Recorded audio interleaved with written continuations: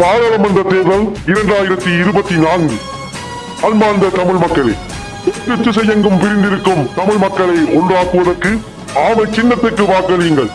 ஒரே சின்னத்தின் கீழ் தமிழ் மக்கள் அனைவரும் ஒன்றிணைவதற்கு ஆமை சின்னத்துக்கு வாக்களியுங்கள். எல்லா மதங்களும் பாதுகாப்பாக இருக்க வேண்டும். எல்லா மதத்துக்கும் பாராளுமன்றத்தில் அரசியல் பலம் உண்டு.